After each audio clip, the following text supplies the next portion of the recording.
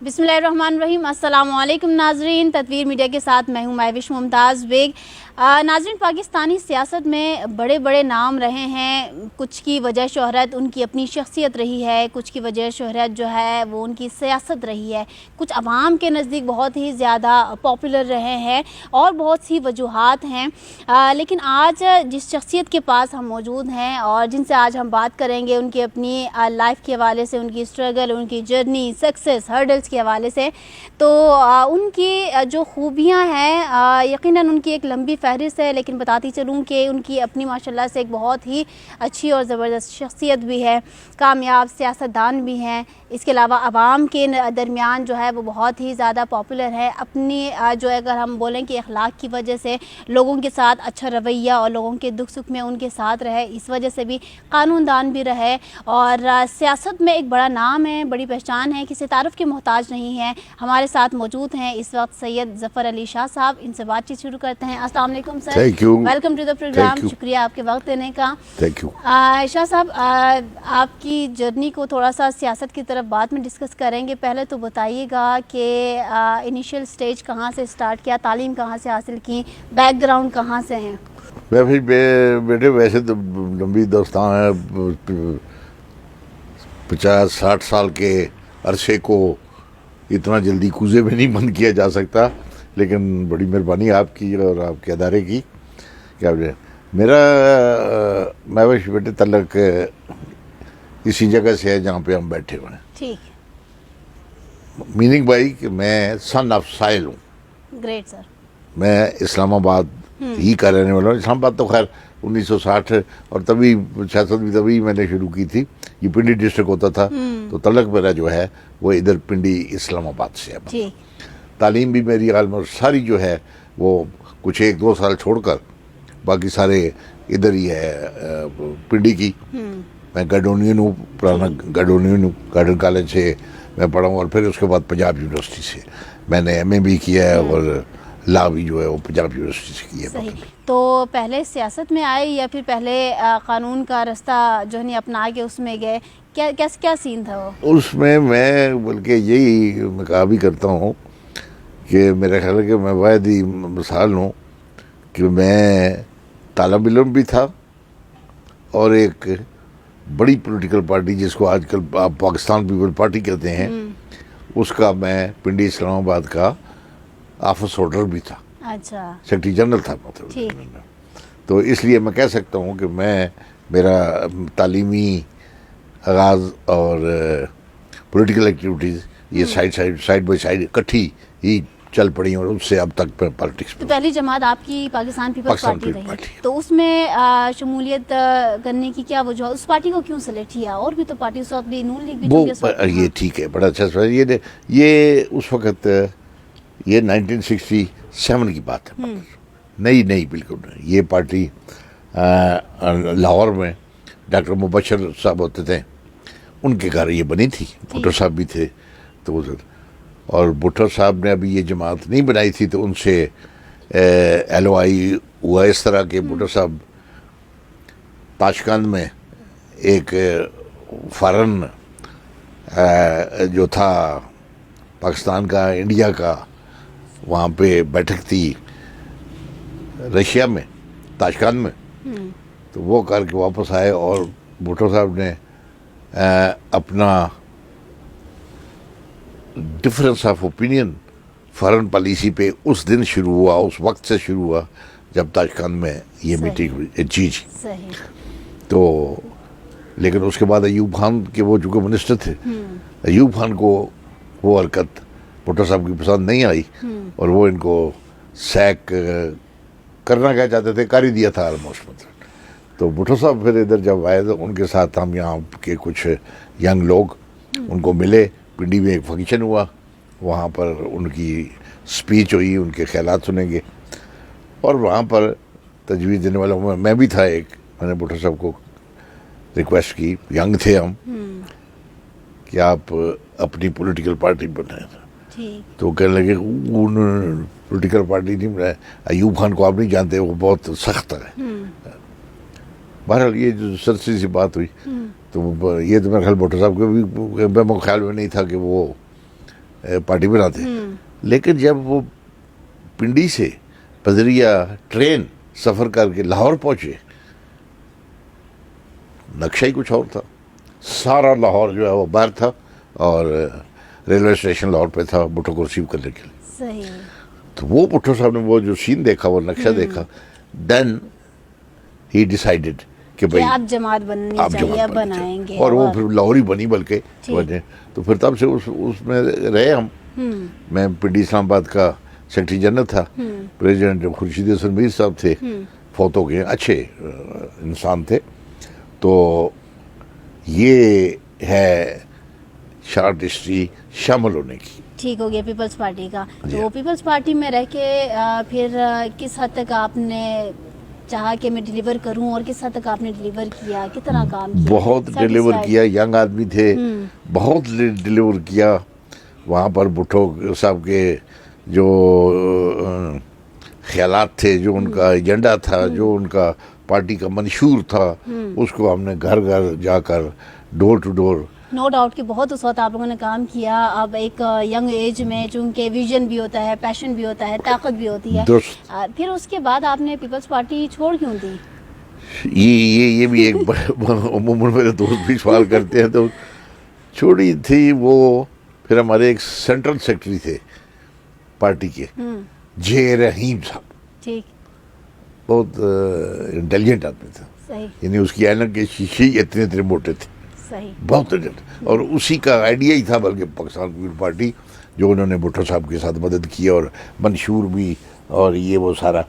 تو اس میں ان کے ساتھ میرے کچھ ڈفرینسز ہو گئے تھے. ٹھیک.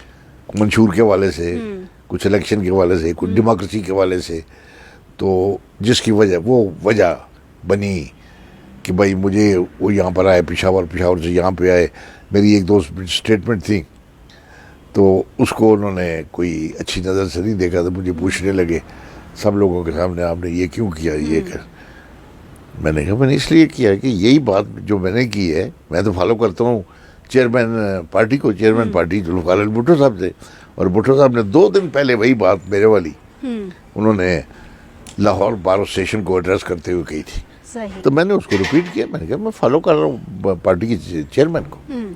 نہیں پارٹی کو, انہوں نے پارٹی کی چیئرمین کو بھی تھوڑا برا بڑا کہا, مجھے بھی ان کو پسند نہیں آیا. تو دین ہی ڈیسائیڈڈ. تو اس کے بعد پھر وہ لمبی ایک داستان ہے, لیکن then I left the Pakistan Peoples Party. لیکن چونکہ اتنا عرصہ رہے, پارٹی کو بنانے میں بڑا کردار رہا, اور اچانک سے چھوڑنا کتنا مشکل تھا؟ مشکل تھا. پھر میری بھٹو صاحب سے جب ملاقات ہوئی یہاں پہ پنڈی پر کنٹیننٹل میں, تو انہوں نے بڑا کہا, اور انہوں نے یہ بھی کہا, برملا مصطفیٰ خان صاحب تھے اور لوگ تھے ان کی موجودگی میں, کہ you are a very good political worker. میں آپ کو مس نہیں کرنا چاہتا, اور میں برملا کہتا ہوں کہ آپ سچائی پہ ہیں. اور جے رحیم صاحب جو ہیں وہ غلطی پر ہیں کہ ٹھیک ہے, انہوں نے تسلیم کیا اس بات کو اوپن. اور ساتھ یہ کہا کہ لیکن ظفر میری مجبوری یہ ہے کہ آپ پنڈی اسلام آباد کے سیکرٹری جنرل ہیں, وہ پورے پاکستان کا سیکرٹری جنرل. صحیح. تو میں اس کو ناراض نہیں کر سکتا. بالکل یہ ایسا ہی ہے. تو پھر آپ نے نون لیگ بھی جوائن کیا, تو اس میں شمولیت کی اب کیا ریزن سمجھیں, اور پھر اس کو چھوڑ بھی دیا. تو چھوڑنے کی تو خیر ابھی 4-5 سال کی بات ہوئی ہے. مسلم لیگ میں بہت کام کیا, مسلم لیگ میں بہت ہی کام کیا. مسلم لیگ میں بہت میں نے ریپرزینٹ کیا ان کو, پارلیمنٹ میں بھی, اسمبلی میں بھی, ادروائز بھی, ویسے بھی. اور میاں نواز شریف صاحب جب ایگزائل میں چلے گئے تب بھی ان کو بڑا ڈیفینڈ بھی کیا, میڈیا میں بھی بڑا ڈیفینڈ کیا. یہ تو مسلم لیگ سے کوئی ایز اٹ از کوئی خاص کوئی اصولی بات نہیں تھی, ان سے مخالفت کی.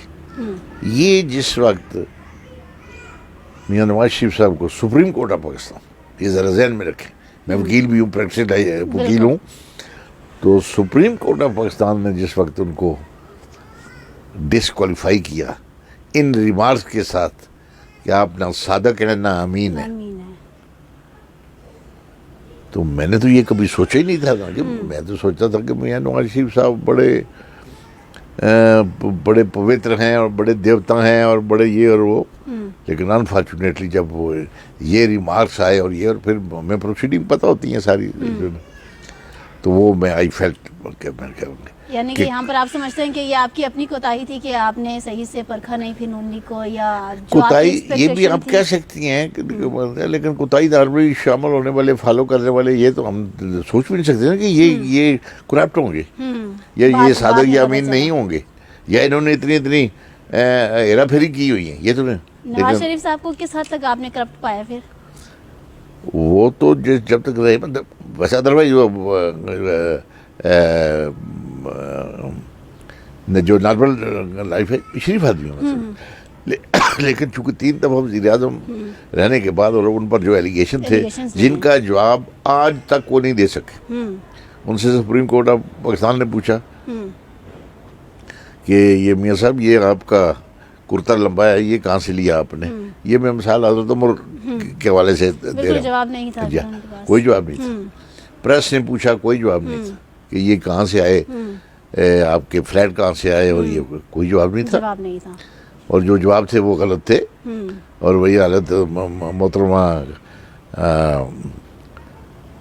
جو مریم بی بی ہیں, حالانکہ اس میں دیکھتا ہوں کہ وہ ٹیلنٹ ہے, لیکن اس قدر جھوٹ اور اس پولیٹیشین کو میں تو سوچ بھی نہیں سکتا نا پولیٹیشین ایسا ہو کہ اس کے بارے میں اگر اس کی لائف میں پوچھا جائے تو وہ جواب نہ دے سکے, اور اگر جواب بھی دے تو وہ یہ ہے کہ وہ مشکوک دیکھا ہے فرام دیٹ ویری ڈے. پھر میں چھوڑ دیا, پھر میں نے آج جوائن پی ٹی آئی. یہاں سے عمران خان ایگزیکٹ یہیں پہ جہاں میں اور آپ بیٹھے ہوئے ہیں یہیں پہ وہ آئے اور ان کی موجودگی میں شامل ہوا, اور مجھے ایک ہی بات عمران خان صاحب کی پسند آئی جو اس وقت تک پسند ہے مجھے.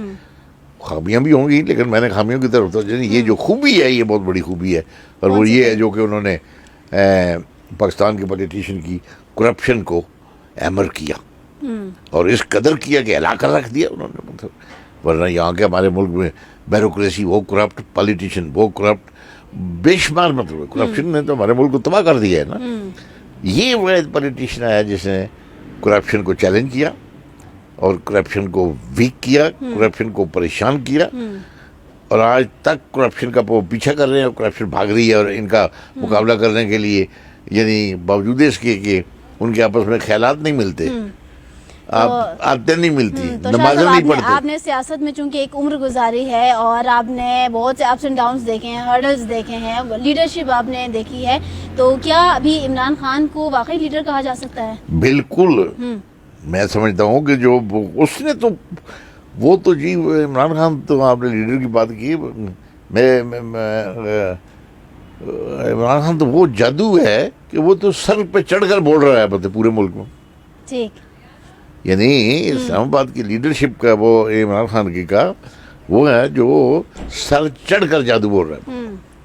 تو وہ is the only leader plus politician. Politician تو ہمارے ملک میں بے شمار ہے, بہت ہیں, لیکن لیڈر کوئی بھی نہیں تھا. لیکن کامیاب پولیٹیشین بھی وہ خطاب بھی بہت کم لوگوں کو ملتا ہے. آپ سمجھتے ہیں کہ آپ کے پاس وہ خطاب ہے کامیاب پولیٹیشین کا کہ نہیں ہے؟